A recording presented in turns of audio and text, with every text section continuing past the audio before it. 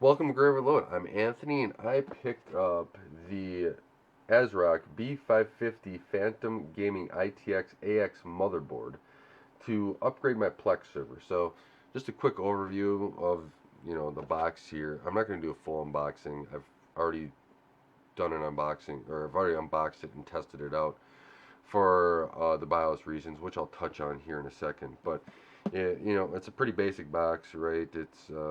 Says it on front it's third um, gen ready, Ryzen 3000 series ready up on front, and then here's the back of the box, really with the information. So if you're curious, press pause and you'll be able to go through that. I will touch on most stuff once I bring up the motherboard, which is right here, and it's ITX board, looks pretty standard. So we'll go through this in a second. I want to touch on the BIOS though. The BIOS were interesting, right? You buy an ASRock board and it doesn't have BIOS flashback, which with how maybe AMD is supporting the processors, which is great, right? We got a socket that has long support, somewhat, but AMD stuck with the same socket, and hopefully they even do better for the AM5, the next generation, whenever they come up with that.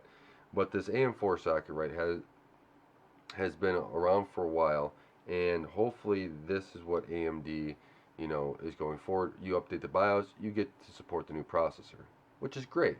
So I bought a 55 or 5700G, which there's no BIOS flashback. I have a what do I got? I have a 3400G here in the AM4, and that's it. So I need to upgrade this BIOS, right, to be able to support it. I email support and I go, so how am I going to fix this up? And they get back to me pretty quickly overall. And they said, flash the BIOS, flash the 1.10 BIOS to the next BIOS version 1.2. The motherboard happened to already come with BIOS version 1.2 on it.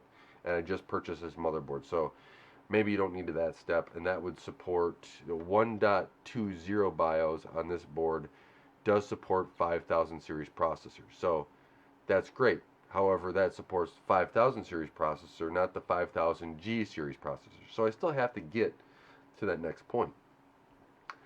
And then in the same email, it says once you're flashed to 1.2, until, and then they go until you have 2.2 BIOS ready, then switch to 5700G. How do you get to that point, right? That's my next question. How do you get from 1.2 to 2.20? Well, that's the thing. He just sent the BIOS page. If you go to the BIOS page and read it, it says to support the Ryzen 5000G series processor, it requires a BIOS update with Matisse, Renoir, and Vernier CPU. So that's what your 3000, your 4000, your 5000 CPU series. I didn't have one, right? The other option is to send this board into ASRock and have them flash it. I really did not want to do that. I kind of wanted to get this up and running and, have Plex running off of this so I can test it out and see where it is, get some videos with it. And, when you buy a new computer, the last thing you want to do is send a part off because it doesn't work. So, ASRock, just get BIOS Flashback working in one of your here and just start supporting it on everything. I think everyone should move to that model anyways, or the removable BIOS chips that everyone used to do, but that's kind of gone away. So I was looking at it and I had my friend Tom. He's building a new computer. Great. I actually get to build it here, so hopefully you'll be able to see that on the channel here once he gets all the parts in, which I'm really excited about. I know he's excited about a new computer, but I'm excited about building it. It's in a case that I really wanted to build in, and yeah, it's the 5900X as well, so it's a super fast processor, so I'm really excited to see that. So I take the 5900X, plop it into the motherboard, and I had an extra graphics card lying around. Wasn't powerful, so don't keep the thing that I got these powerful graphics card. It's a NVIDIA 950. So yeah, 2 gig card.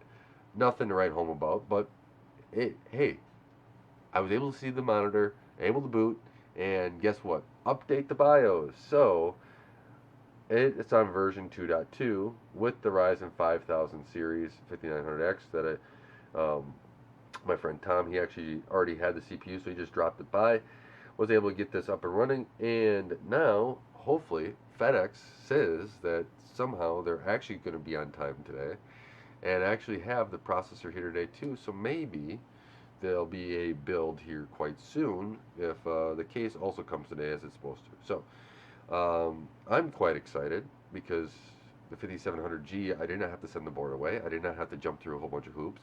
But hopefully, if you guys have any ideas of how else to do it or have any problems, post in the comments below. I don't know if I'll be able to help you with your problems, but maybe somebody else will.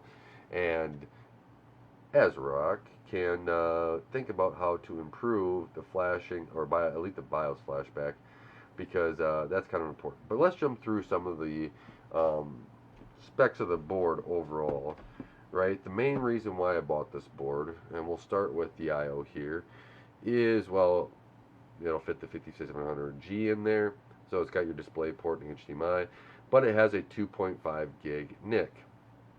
Now, for me, that's not something I can use currently today. However, this is more than just a Plex server. It is also a storage server. It does a lot of other different storage operations, so, and network operations. So it's going to be required to do a little bit more. Now, as soon as I upgrade equipment like my switches and stuff, the 2.5 gig NIC will be much more useful.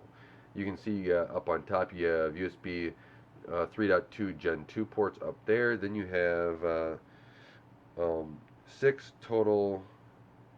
Well, they say that there's 3 Gen.2 ports. Oh, there's one on the motherboard.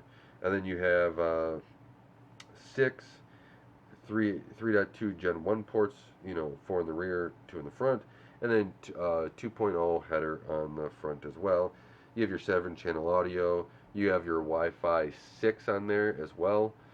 So eventually this may be also a testing scenario for going through and just testing some of the Wi-Fi 6 stuff that I have in my house, which is one item currently. I want to get another one, but we'll see where that goes. And of course, on the board you have,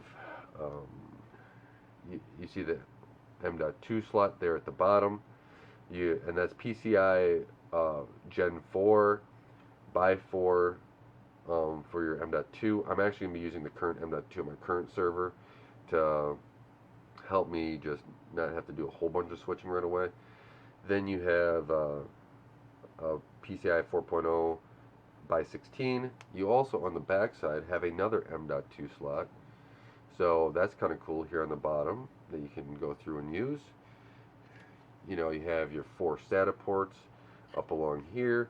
You have your motherboard power, your 8-pin power, your CPUs in center, of course. The VRMs here, it seems quite stable. You can see that they even have a mounting plate, a quite thick mounting plate on the back. Kind of hard to tell.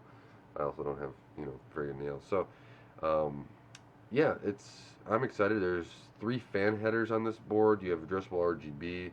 If you're gonna hook that up, right, this is gonna be a server. It's gonna be sitting on my server rack. Maybe one day when I do like a review or something of the whole server rack, I'll just go through and show you.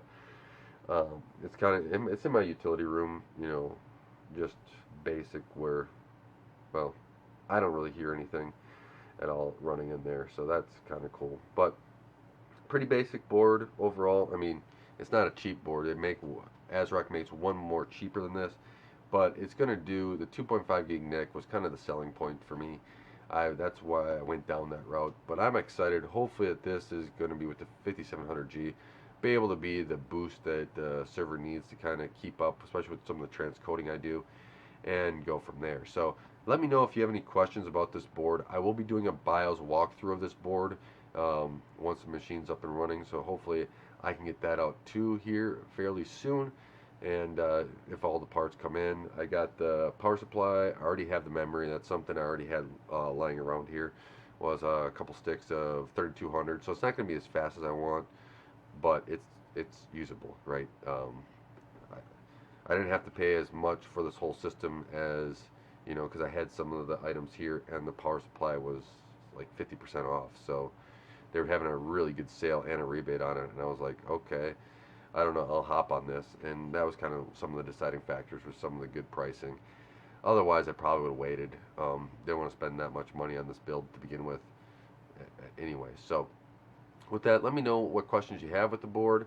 Even with the 5700G, I'll be more than willing to, you know, answer any questions with that, and I'll be sure to go through the build, and hopefully we can get this all set up here and built within the next few days, because over Labor Day is a weekend. I have a little bit longer weekend, so I can get a little bit more done, especially with building and swapping and not interrupting things as much,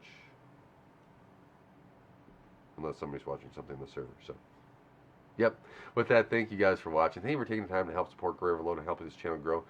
I really appreciate it. You know, I'm very grateful. It's very fun to interact with the community here. And until next time, God bless, and don't forget to like, share, and subscribe.